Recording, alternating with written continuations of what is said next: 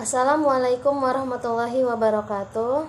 Apa kabar teman-teman? Alhamdulillah, luar biasa. Allahu Akbar, Allahu Akbar.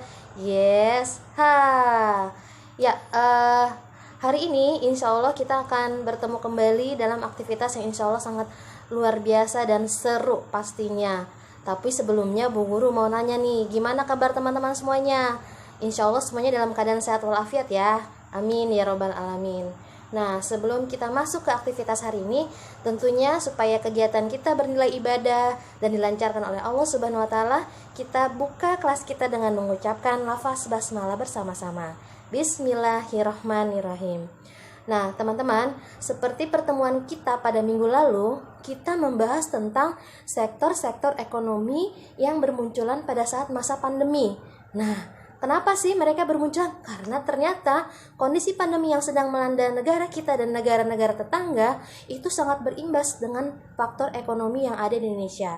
Nah, kalau teman-teman masih ingat dengan materi tersebut, insya Allah dalam aktivitas kita hari ini kita akan membahas salah satu bidang ekonomi yang bisa bertahan atau bisa kita lakukan saat masa pandemi saat ini dan tentunya mempunyai nilai ekonomis dan nilai produktif. Nah, bagaimana nanti aktivitas kita hari ini? Nah, jangan sampai ketinggalan ya. Tetap bersama Bu Guru di aktivitas kita hari ini di hari Senin tanggal 2 Desember 2020. Sebelum itu, kita sama-sama tepuk semangat ya. Tepuk semangat. Ha.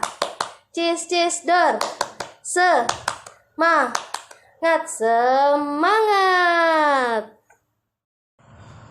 Nah, teman-teman, untuk memulai aktivitas kita hari ini, Bu Guru persilahkan teman-teman untuk membaca satu teks wacana yang berjudul tentang kreativitas membuahkan hasil.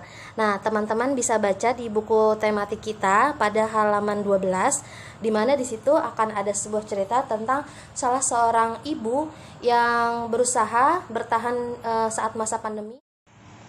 Nah, tentunya teman-teman masih mengingat kembali materi kita minggu lalu, yaitu tentang sektor-sektor ekonomi yang bermunculan saat masa pandemi. Nah, untuk hari ini silakan teman-teman buka buku tematik halaman 12 yang berjudul Kreativitas Membuahkan Hasil. Jika teman-teman sudah selesai membacanya, maka teman-teman bisa menjawab beberapa pertanyaan berikut. Kemudian, setelah membaca teks tersebut, teman-teman bisa menjawab beberapa pertanyaan berikut ini. Silahkan teman-teman tulis di buku selembar kertas ya. Pertanyaan yang pertama adalah, usaha apa yang sedang dijalankan oleh Ibu Made? Yang kedua, menuliskan apa manfaat yang didapat dari usaha yang dijalankan oleh Ibu Made. Yang ketiga, bahan apa saja yang digunakan oleh Ibu Made dalam membuat produknya. Dan yang keempat atau yang terakhir adalah, apa sih pelajaran yang bisa kita petik atau hikmah yang bisa kita ambil dari kisah perjalanan Ibu Made. Nah, setelah melakukan aktivitas tadi, kita beranjak ke aktivitas selanjutnya ya. Teman-teman kita bersama-sama berkumpul di sebuah lapangan. Kemudian, teman-teman semua membuat lingkaran. Bu Guru akan membagi dalam satu kelas ini menjadi 10 kelompok. Berhubung di kelas kita ada 20 orang, maka Bu Guru akan membagi 10 kelompok itu sehingga satu kelompok terdiri dari 2 orang. Nah, cara membaginya adalah silakan teman-teman berkumpul dengan membentuk lingkaran dengan teman-teman semuanya, kemudian berhitung secara berurut dari 1 sampai 10. Jika sudah sampai 10, maka teman-teman bisa mengulangi kembali dari angka 1 hingga ke angka 10. Jika itu sudah dilakukan, maka pasangan teman-teman adalah yang sama-sama mempunyai angka 1, yang sama-sama mempunyai angka 2, dan sama-sama mempunyai angka 3, serta seterusnya sampai sama-sama mempunyai angka 10. Maka itu adalah pasangan teman-teman. Nah, kita akan berdiskusi dengan pasangan-pasangan teman-teman semuanya. Seperti yang kita ketahui semuanya bahwa sekarang kita akan memasuki MEA. Teman-teman tahu nggak sih apa itu MEA? Kalau kalian baca teks yang ada dalam buku, maka kalian akan tergambar bahwa MEA itu adalah sebuah perdagangan bebas yang terjadi di negara-negara ASEAN. Tentunya Indonesia tidak mau kalah ya dalam hal ini. Maka untuk itu kita sama-sama mempelajari dan membaca teks yang berhubungan dengan MEA ini. Kemudian setelah teman-teman menjawab teks tersebut, maka teman-teman boleh berdiskusi beberapa poin dengan teman-teman kelompoknya tadi. Yang pertama, apa sih hal-hal yang perlu kita ketahui tentang MEA? poin diskusi yang kedua adalah hal yang perlu diperhatikan oleh para pelaku usaha untuk menghadapi MEA. Yang ketiga, hal apa saja yang perlu dipersiapkan oleh pelaku usaha dalam menghadapi MEA.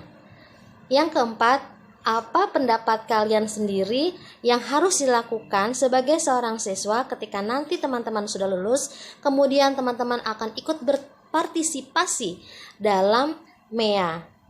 Dan yang terakhir atau yang kelima adalah manfaat MEA bagi Indonesia dan negara-negara ASEAN lainnya.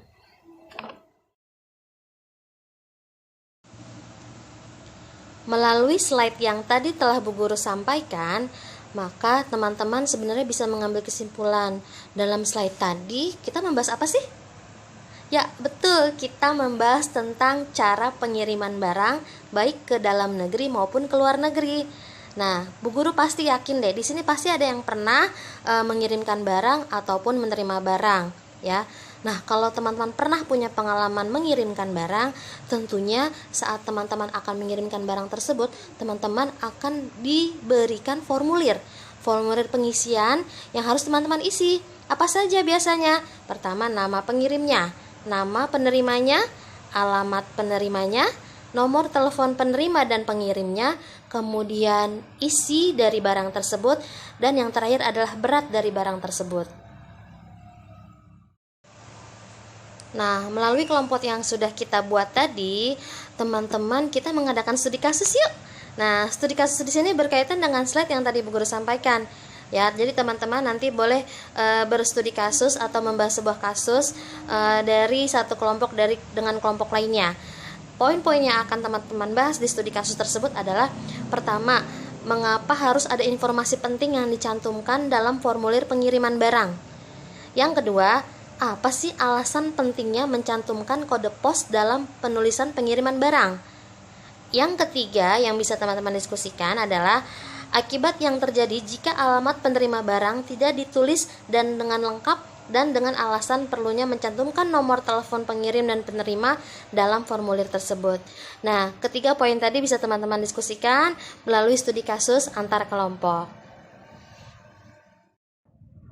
Nah, kemudian pada tahap akhir pembelajaran kita hari ini adalah nanti ketika di rumah bersama orang tua, teman-teman bisa mendiskusikan tentang kehidupan ekonomi di lingkungan masyarakat teman-teman, ya.